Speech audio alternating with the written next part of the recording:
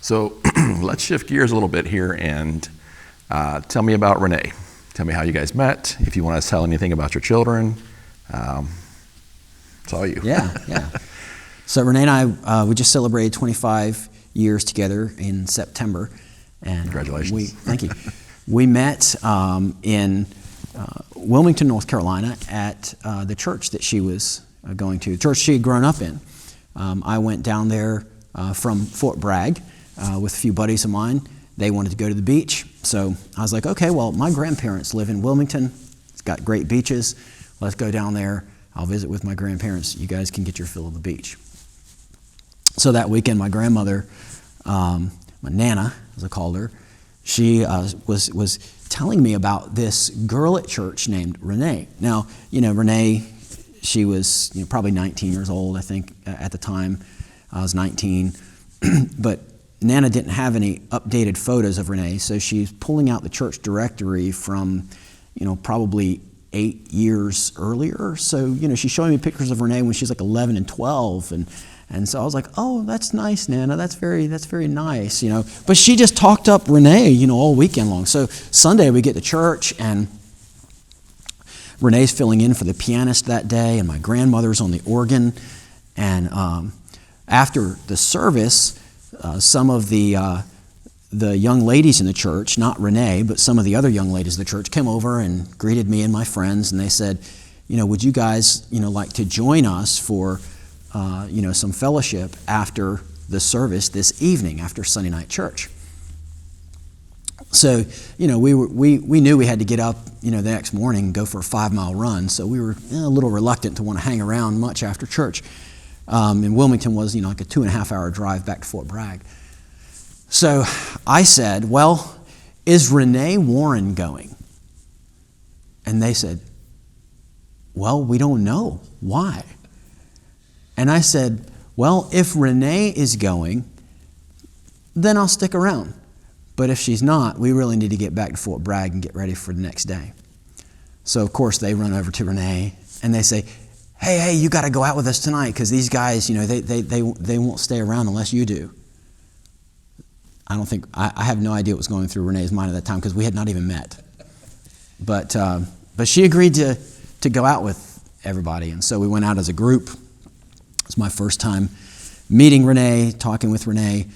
One of the guys that was with me, he was kind of a ladies' man, and he pretty much made his move on every female that was in his vicinity.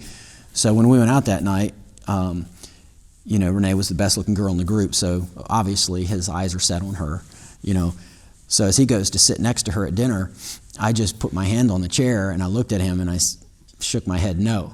And so he went to the other side of the table and gave me the chair next to Renee. That was the first date. And so even though I had planned to only visit the beach once so that we could continue our bouldering expeditions out in western North Carolina, it turns out that I wound up going back to the beach almost every weekend that we had off. So that's where it started with Renee. Now I'm sorry. Now you realize I'm going to have to sit her down and get her view of the things. Anyway, keep going. I'm sorry. Yes. So, we dated for a year, and then we got engaged, and we were engaged for just about a year. It was largely, our engagement time that kind of told me that the military was not going to be the path for me. I was with the military. I was kind of all or nothing. I was in the infantry, loved doing that, but it seemed like the kind of job that demanded quite a bit from your time and energy and possible deployments and such. And if I was going to be a family man, I was not going to try to do that, with all these other obligations to take me away from my family. So that was what was leading me initially to get out of the Army and pursue law enforcement. But then there was the call to ministry. Renee was always very supportive of that, and she's been a great pillar of support for me all these years in the ministry. And Caleb came along when I was still working on my MDiv, and we were at Southeastern Seminary, living at the seminary at the time. And then Abby came along a couple years later when I was pastoring the first church there in Roper, North Carolina. So she's our Edenton baby. She was born in Edenton, North Carolina. And then just a couple years later, Ben came along when we were living in Kentucky. And so he was born in hospital in Georgetown, Kentucky. And our kids have been such a great blessing to us. I'm just always amazed because they're such better children than I was. My older brother used to always say that he wished that I would get kids like I was, at least one kid like I was, so that I would get a little taste of the medicine that I was giving everybody else as a kid. And, well, he actually had to say, it turns out that he got that kid. I've just always been, blessed, with our kids. We're thankful that, Renee and I, both agreed on a biblical philosophy of parenting early on, and we just, prayerfully sought to be, consistent in how we taught our children, how we disciplined our children, and, what the expectations of our household would be. And each of them has,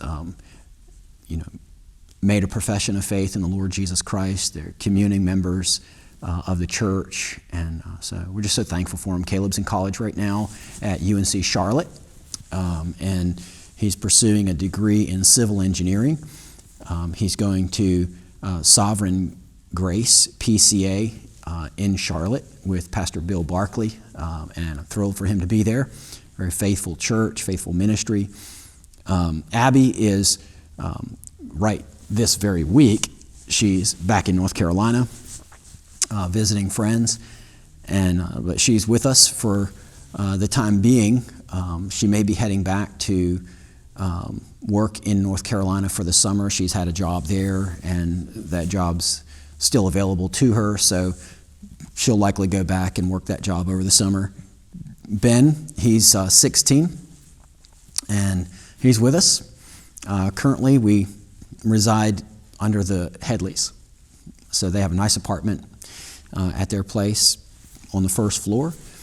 And it's a one-bedroom apartment that they've kind of converted into a two-bedroom apartment. And so when Abby's with us, it's Abby, Ben, and me and Renee in that space with two dogs, Cayman and Pippin. And this week, Ben's enjoying a little bit of privacy because Abby's up in North Carolina. So he just got a job at Arby's.